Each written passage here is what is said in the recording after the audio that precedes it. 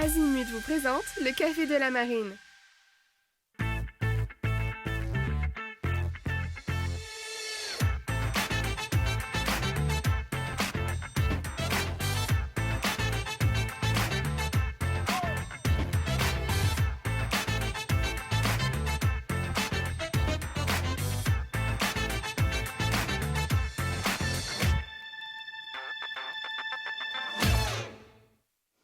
Bonjour à tous et bienvenue dans le Café de la Marine. Bonjour Gilbert. Bonjour Virginie.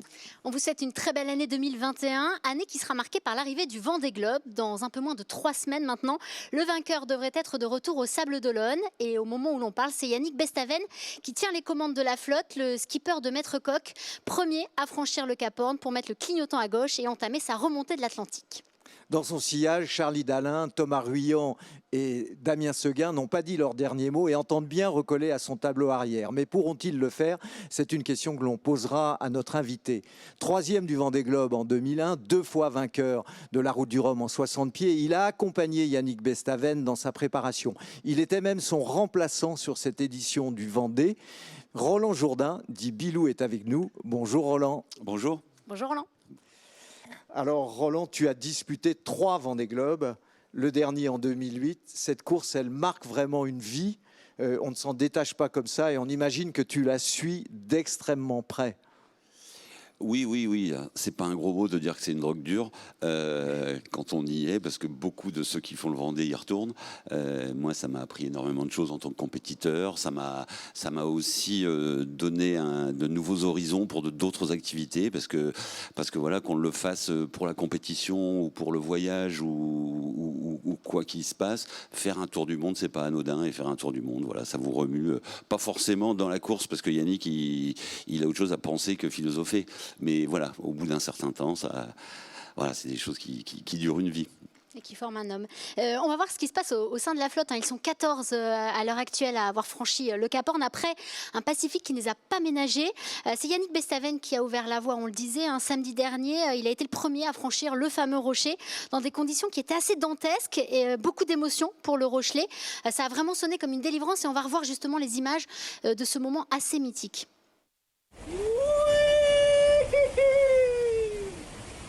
Ça c'est fait!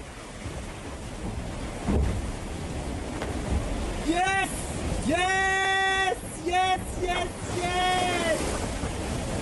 En tête du Vendée Globe, passage du Cap Horn, la longitude, le 2 janvier 2021 à 14h TU à bord de Maître Coq. Roland, le Horn, c'est forcément un grand moment dans la vie d'un marin, mais à plus forte raison quand on est en tête du Vendée Globe. Oui, moi j'ai jamais vécu, donc vraiment, je suis. Tu as vécu 2 passages, toi.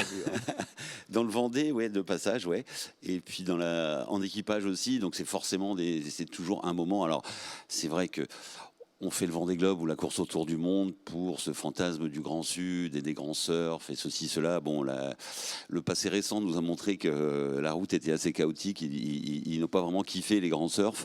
On est content d'en sortir. Mais on est surtout content d'en sortir, quoi. Et c'est vrai que le Cap Horn, au-delà du mythe et de tout ce que ça représente, c'est une réalité très concrète. Et on va tourner à gauche et allez, on les entend témoigner. Et puis la température de l'eau va remonter. Enfin, il y a une vraie délivrance quand même, ouais. Il y a un changement radical et on va aller retrouver justement Yannick Bestaven dans l'Atlantique Sud, solide leader puisqu'il a plus de 400 000 d'avance sur le reste de ses poursuivants. Bonjour Yannick, merci d'être avec nous. Alors tu as posté mardi dernier une vidéo en musique sur Johnny Hallyday où tu saluais une dernière fois les Albatros, pas mécontent de mettre le clignotant vers la maison. Est-ce que l'ambiance est toujours aussi joviale à bord ? Oui, mais bonjour à tous. Ouais, l'ambiance est toujours aussi joviale. On navigue dans des mers qui sont un peu plus maniables, moins chaotiques. Et puis surtout, la température remonte au fil des heures. On peut commencer à poser des couches. Donc, il y a moins de stress que dans les mers du Sud parce qu'on a eu quand même des conditions musclées, surtout pour finir. Donc ouais, j'ai dit au revoir aux Albatros et en espérant les revoir un de ces 4, ouais. Alors oui, tu parlais du changement radical de conditions. En effet, tu as connu vraiment des conditions musclées au passage du Cap Horn. Est-ce que tu as pu checker ton bateau? Est-ce que tout va bien?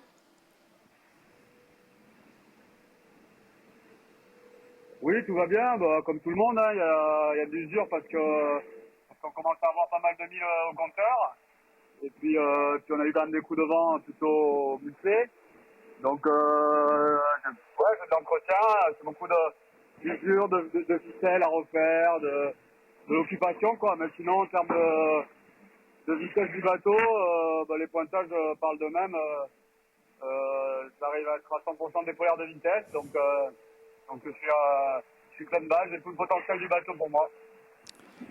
Yannick, bonjour. Tu as un bon petit matelas d'avance. Pour autant, bien sûr, la course est loin d'être finie avec derrière toi 3 concurrents qui sont bien décidés à t'attaquer. Tu t'es vite remis en mode régate, c'est ambiance Figaro?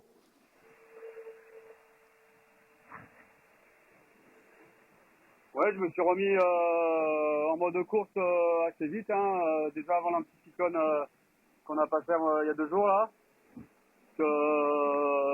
J'ai voulu tartiner, je savais qu'il fallait aller vite pour passer au nord de l'anticyclone. Donc j'ai pas trop pris de temps après le Cap Horn à checker le bateau, j'ai vite renvoyé de la toile et surtout je me suis bien décalé dans l'est. Et puis dans l'anticyclone, il y a eu pas mal d'empannage, de soucis à gérer. J'ai fixé 7 nœuds comme limite de vent et chaque fois que le vent mollissait entre 10 et 7 nœuds, j'empannais pour aller rechercher du vent sur la droite d'anticyclone. J'ai multiplié les empannages comme ça pour m'extirper vers le nord et retrouver le nouveau vent.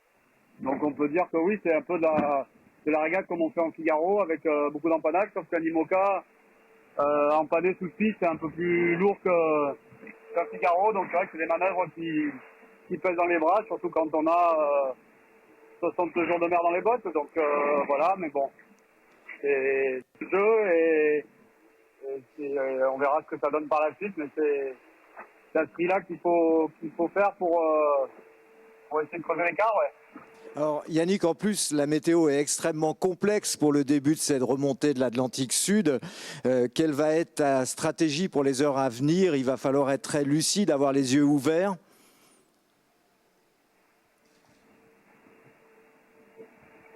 Oui, bah, de toute manière, les fichiers météo sont compliqués et en général, quand il y a peu de vent, les fichiers sont souvent difficiles à exploiter parce que pas forcément juste à 100%. Je sais que là, je vais être au ralenti dans les heures à venir. Néanmoins, j'ai l'impression qu'il y a des couloirs de vent à exploiter quand même. Donc, tant que je suis pas à l'arrêt total, quand il arrivera à m'en sortir, il faut être dans les bons couloirs, parce qu'il y a entre les différents systèmes. Il faut être aussi dans le bon timing. Donc on verra bien. Il va falloir avoir les nerfs solides. Je suis sûr que l'avance que j'ai aujourd'hui, je suis content de l'avoir, mais je ne me frotte pas les mains parce qu'elle va fondre comme neige au soleil. Le principal, c'est d'avoir les milles d'avance suffisants à la sortie pour trouver le nouveau vent et être peut-être un des premiers à toucher les alizés de Sainte-Hélène. Yannick Bilou est avec nous, il a un petit mot pour toi. Bon, salut Yannick, et comment je suis content de t'entendre, de te voir. Alors, on va pas pouvoir se dire des choses intimes, mais quand même, tu nous as parlé du potentiel du bateau qui est à 100%, mais là, vu les images, avec toi rasé comme ça, mais mon Dieu, tu vas faire tomber tout le monde, tu as l'air d'être au top. Et entre nous, j'ai vu sur le WhatsApp privé la photo intermédiaire avec la moustache à la Pablo Escobar. T'es mieux sans moustache, hein. Mais là, t'as tous les neurones pour réfléchir. T'as l'air au top.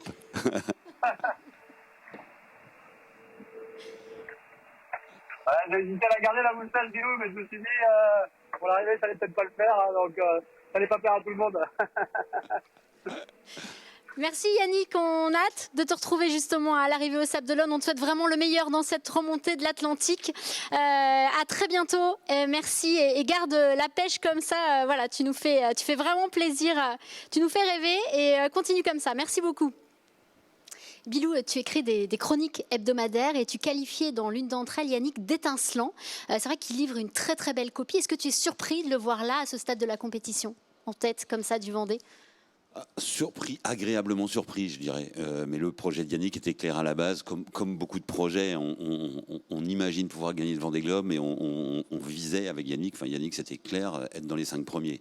C'est un peu ce qu'il dit, sans prétention, mais il venait quand même pour ça aussi, quoi. Ouais, voilà. Donc l'année dernière, la première année qu'on a vécu ensemble sur le bateau, Yannick a très rapidement pris Maître Coq en main, et on voit bien que c'est un gars qui est fait pour ça. Cette année, il a travaillé sur beaucoup de choses avec l'équipe technique, sur ce que fait tout le monde, mais la fiabilisation de tout, parce que pour durer, il faut que ça tienne, mais surtout, je trouve qu'il a travaillé sur lui-même, et là, il nous en fait la démonstration, et le début de course a été compliqué pour tout le monde, mais il a su préserver, il a su accélérer dans l'océan Indien, là, pour rejoindre les 2 premiers, mettre le coup d'accélérateur au moment où il fallait, et puis depuis qu'il est dans le trio, et puis qu'il a pris la tête, il fait que des choses propres, donc vraiment... Tout en arrivant à bien gérer le bonhomme, apparemment, quand même. Voilà, hein, ouais. ouais. Et c'est vraiment une belle démonstration. Il est pour le coup, au-delà de tous les espoirs qu'on pouvait mettre en lui. C'est vraiment magnifique ce qu'il découvre là, ouais. Alors, il y a une belle alchimie, on le voit avec son bateau. Le grand public le connaît peu finalement. Alors toi, tu as disputé la Transat Jacques Vabre avec lui. Quels sont ses traits de caractère ? Alors, quels sont les traits de caractère de Yannick ? Alors, tout d'abord, l'avant-transat, c'était la rencontre pour la passation du bateau, en fait, qui s'est fait très simplement. Et moi, j'aime les gens simples. Et Yannick est humain et simple. Et il va à l'essentiel. Et on se tape dans la main. Et on se dit qu'on va faire les choses et on les fait. Donc, c'est déjà quelqu'un qui, pour moi, est clair dans ses objectifs, et il est entier. Ensuite, c'est quelqu'un, alors bon, il est plus du sud que nous, qui ne sommes pas très nord, mais quand même, on reste à notre latitude. Et alors, il y a ce tempérament un peu sanguin, un peu qui avait toute la chaleur de la chose, et des conversations un peu animées comme ça. Et en revanche, sur l'eau, je dirais, c'est un bonheur. Enfin, c'est quelqu'un. Alors, on n'avait pas eu l'occasion effectivement de naviguer ensemble avant cette transat-là, mais je l'avais vu en concurrent, puis j'avais suivi son parcours à côté. Bon, c'est quelqu'un qui connaît son métier, qui lâche pas, enfin c'est un bon Yannick. Oui, comme tu dis, on a vu dans le sud qu'il avait un gros mental. Alors justement, ce bateau qui est l'ancien bateau de Morgan-la-Gravière, Safran, il était au sein de l'écurie Kairos, ta société, avant le rachat par Maître Coq. Quel est un petit peu le conseil que tu as pu donner à Yannick pour son approche? Quelle était sa philosophie par rapport à ce Vendée? Yannick arrivait avec des idées, comme je le disais, assez claires. Il a un excellent sponsor, Maître Coq, mais il ne s'alignait pas dans les budgets de la haute Formule 1. Donc il n'y avait pas d'idée de transformer le bateau dans tous les sens. Mais il y avait déjà cet objectif clair que le Vendée, c'est pas une course tout à fait comme les autres, et on ne réagit pas comme une transat. Donc mon premier conseil, mais enfin c'est parce qu'on en a ri, on en a reparlé depuis, mais ce que j'ai dit à Yannick, prends le bateau et vis le bateau, vis à bord, voilà, toi un entre-deux entre le bateau et toi, et puis tu verras ce qu'il faut transformer ou pas. Et bon, on en a souvent reparlé depuis, parce que les bateaux, on peut s'emporter tout le temps, on en prend un. C'est comme quand on rentre dans une maison qu'on vient d'acheter à quelqu'un, on dit bon, ils sont cons, les anciens propriétaires, ils auraient dû faire comme ci ou comme ça. On transforme tout, et puis finalement on n'a pas le temps de se familiariser ou de vraiment le prendre en main. Ouais. Exactement. Donc c'est vrai que toute la pré-période, la période Safran, la période avec le travail avec Morgan, tout ça, ça avait aidé à damer le terrain. Le bateau était connu de nous tous. Et puis Yannick s'est adapté à tout ça. Son équipe, nos équipes communes ont fait un bon boulot, la preuve aujourd'hui. Bon, il est équipé de nouveaux pilotes automatiques, il y a eu du travail sur l'ergonomie, il y a eu 10 000 détails, mais sans réellement toucher aux grosses œuvres. Et c'est sans doute une partie de tout ça qui fait sa place aujourd'hui. Ouais. Et qui a cette alchimie aujourd'hui. Alors 15 heures après Maître Coq, c'est Apivia qui a franchi à son tour le Cap Horn. Beaucoup d'émotions là aussi pour Charlie Dalin, pour qui c'est aussi un premier tour du monde en solitaire. Le Havrais qui, lui, a eu la chance d'apercevoir le caillou et même de dialoguer avec un gardien de phare. Il a aussi été survolé par une patrouille de la Royal Air Force au passage des Malouines. Alors on dit souvent que les mers du Sud sont sauvages, hostiles. On en parlait, on parle du pays de l'ombre, Bilou. Franchir le Cap Horn, c'est la délivrance, c'est aussi un peu le retour à la civilisation. Oui, c'est vrai que se prendre un avion sur le nez comme ça, ça fait tout drôle, quoi. Oui, le verre à moitié plein, c'est que on voit des humains, mais à moitié vide, on se dit ah bah non, j'y retourne. Et c'est rude. Moi, j'ai ce souvenir de mon premier Vendée, d'être tombé sur ce paquebot de touristes là qui, mais vraiment réellement tombé sur lui parce Un peu que violent. Ça, c'est surréaliste. oui, parce que j'en panais comme c'est un peu métro boulot dodo, hein, nos activités à bord. Donc on ne s'extasie pas à longueur de temps sur la hauteur de la houle ou sur l'éclat de la vague. Et puis j'en panais comme ça en regardant mes winches et mes manivelles et le gros coup d'alarme du paquebot à 300 mètres derrière moi, ça, j'en reste encore meurtri. Alors, pour revenir à Charlie, il faut dire aussi qu'il est toujours handicapé par une avarie au niveau de sa cale de foil bâbord qui ne lui permet plus d'utiliser cet appendice comme il le souhaite. Mercredi, il a été aussi très ralenti par l'anticyclone et il a concédé pas mal de terrain. Ceci dit, il reste encore l'équivalent de 2 transats à parcourir d'ici les Sables d'Olonne. Roland, ce combat singulier qui va opposer Yannick Bestaven à ses poursuivants, ça s'annonce très indécis. Oh oui, je pense qu'aujourd'hui, on peut rien dire. C'est vrai que les routages changent un peu tous les jours. Vraisemblablement, Yannick va perdre du terrain, l'élastique va se détendre. Hein. Là, il a un coup un bon petit matelas, mais dans les jours prochains, on ne sait pas encore exactement comment. Ça devrait se resserrer, ouais. Ça va se resserrer. Vraisemblablement, Happy Seed, Link Out et Charlie et Happy Via vont être très proches. Enfin, on ne sait pas très bien, mais bon, ouais, il y a encore du match pour nous tous.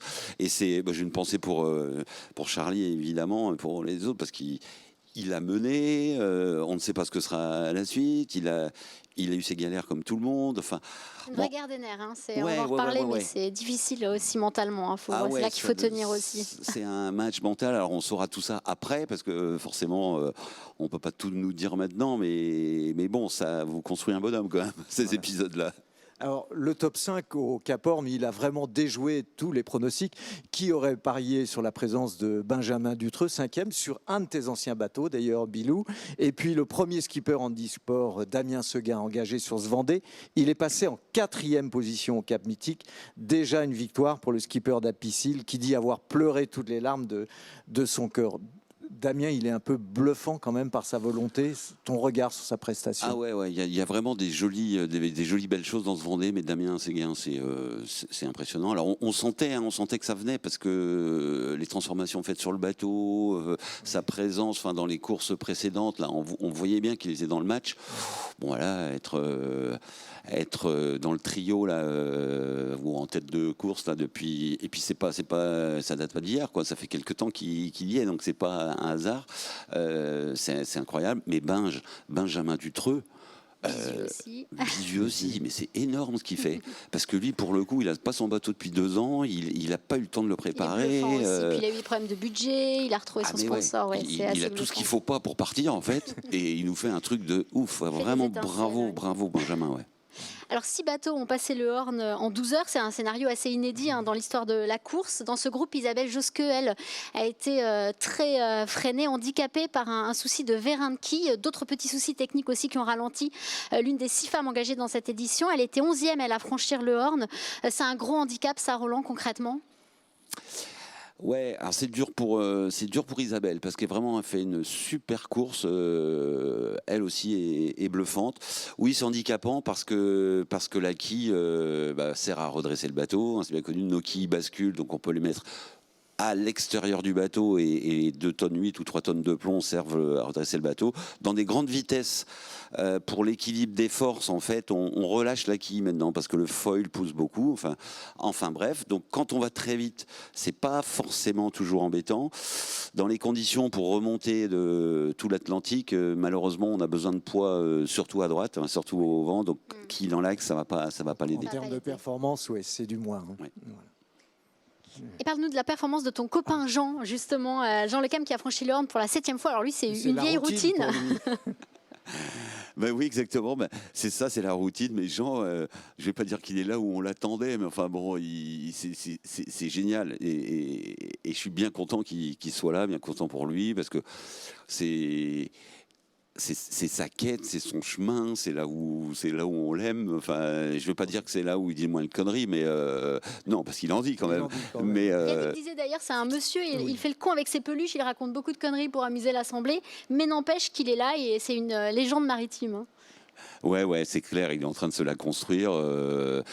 je pense qu'il aura la statue en marbre. Bon, la Légion d'honneur, c'est pas, mais c'est l'autre truc. Il En tout parle cas, à Yannick aurait président. aimé le voir sur le podium à ses côtés, mais sans les bouclettes pour pas qu'il soit trop et qu'il dépasse. Parce que quand même, on en parle avec Gilbert, il a une belle touffe de cheveux, 61 ans, mais Je ne sais pas quel est son blond. secret, mais j'espère à tout point de vue qu'il lèguera son corps à la science, parce qu'on a plein de choses à apprendre. Ouais, quand il y a même, hein. beaucoup de mystères. En tout cas, je crois qu'on peut résumer, comme tu le dis, quand le rideau s'ouvre, Jean, il est toujours là. C'est une formule de toi, ça. Oui, c'est vrai que Jean est toujours là, et puis on lui souhaite le meilleur, et c'est vraiment bien, parce que voilà, j'en parlerai trop longtemps. Alors, la météo, elle a été vraiment particulière depuis le début de ce Vendée Globe, et cette remontée de l'Atlantique Sud et peut-être même Nord, elle ne fait pas exception, elle s'annonce vraiment très complexe. C'est un vrai casse-tête pour les marins. Roland, quelle stratégie possible pour les premiers? Parce que selon les routages, on parle même d'un nouveau départ éventuellement à la latitude de Rio pour les 4 premiers. Oui, les fichiers, c'est compliqué. On l'a vu à l'aller, comme tu le dis. Quand il y a une zone anticyclonique, en fait, on ne sait pas vraiment. Et donc, les fichiers de vent qui nous donnent des prévis sur de nombreux jours, s'il y a 3 nœuds de vent de moins dans la zone de molle et qu'on baisse les pourcentages de vitesse du bateau de 20%, on ne va pas accrocher la petite barbule de vent supplémentaire. Donc, c'est à chaque sortie de fichier que ça change. Et on peut en parler pour le coup vraiment des heures. Des bulles anticycloniques. Ouais, à la fin du week-end, on aura une meilleure idée. Ouais. Ce qui est sûr, c'est qu'on le disait, il faudra avoir les nerfs solides dans cette remontée qui n'a pas fini de nous tenir en haleine. Roland, on va parler un peu de ton actualité aussi. Tu es à la tête de l'entreprise Kairos, qui n'est pas seulement une écurie de course au large, cette entreprise que tu gères avec ta compagne Sophie Verchelato, mais depuis longtemps, les préoccupations environnementales liées à l'activité de la course au large au cœur de ses préoccupations. Elle est pionnière, surtout dans l'utilisation des matériaux biosourcés. Oui, c'est une aventure dans laquelle on s'est lancé. Alors tout ça, c'est à cause ou grâce au Vendée Globe aussi. C'est le fruit des 1000 parcours autour du monde, de dire non, il y a plein de choses, il faut qu'on change de cap, quoi. Et là, je crois qu'en ce moment, effectivement, la tempête qu'on vit à terre depuis 1 an, s'il y a bien à un moment où il faut changer de cap, c'est dans celle-là, parce que les suivantes, elles vont être plus fortes. Donc on s'est orienté par nos connaissances dans les matériaux composites sur ce regard vers la nature, et c'est très bien faire tenir debout les fibres végétales, des résines biosourcées, et on travaille aussi beaucoup pour des applications terrestres, pour la bonne raison que les grands volumes de plastique sont à terre, ce qui va dans l'océan, ça vient bien de la terre, donc nos bateaux en sont une toute petite partie, mais ça nous permet de faire des preuves de concept, des recherches, et donc on est très content d'avoir développé là, une gamme de produits qui sont 100% biosourcés, recyclables et compostables, bien évidemment pas pour faire des coques de bateau, parce que c'est un peu compliqué si le vent tombe avant la ligne d'arrivée, que son camp biodégrade trop vite, donc il y a encore du travail. Mais en tous les cas, pour 1000 applications terrestres où ça peut avoir sa place, parce que il faut qu'on se bouge un peu tous pour trouver des solutions. Ouais. Alors pour bouger, tu es aussi engagé en politique. Depuis 2015, tu sièges au Conseil régional de Bretagne. Quel bilan dresses-tu un peu de cette action avec une casquette de politicien? C'est la question piège. Le bilan, je sais pas. Je sais pas, parce que quand on fait une course... Ça te motive, cet engagement? Oui, disons que quand on a un programme de course, il y a une ligne d'arrivée, donc il y a une issue. Quand on est au conseil régional comme moi, ou pour des tas d'autres choses, on fait pour que les choses deviennent meilleures. Et moi, mon credo, effectivement, je suis ravi d'être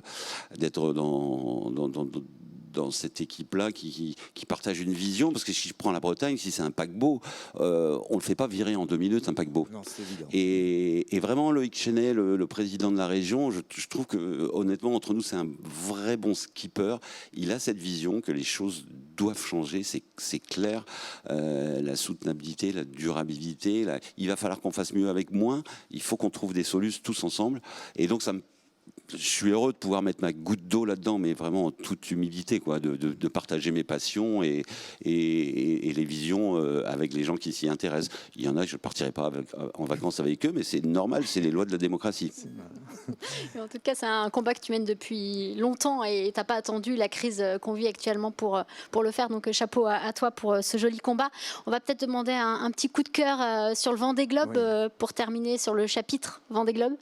ton coup de cœur là, sur cette édition? Là, comme ça, en direct, là, puisqu'elle a eu un souci de safran aujourd'hui, bon, on a vu qu'il y a plein de belles choses, mais il y a Petite anglaise, Pip Arrêt, là, elle m'épate depuis le début. Avec Super Bigou, on parle de développement durable, mais alors la façon dont elle mène Super Bigou, là, elle est 15e là, jusqu'à son problème, elle fait une course de dingue. Et puis avec le sourire tout le temps, quoi. Ouais, exactement. Un petit mot juste sur Gitana 17, Oui, Gilbert, qui voilà, va repartir. sur le départ, après une première tentative interrompue fin novembre sur un problème technique, une nouvelle fenêtre s'ouvre pour Gitana 17.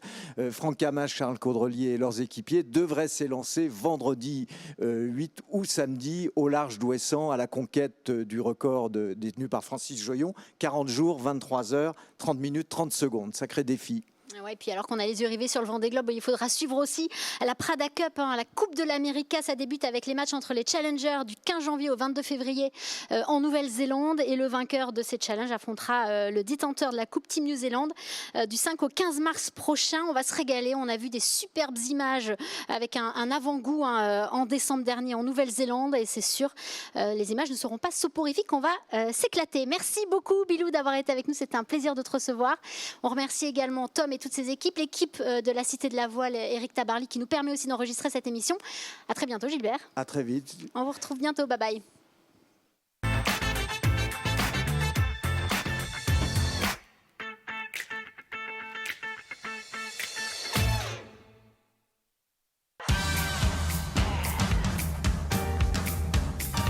Azimut vous a présenté le Café de la Marine.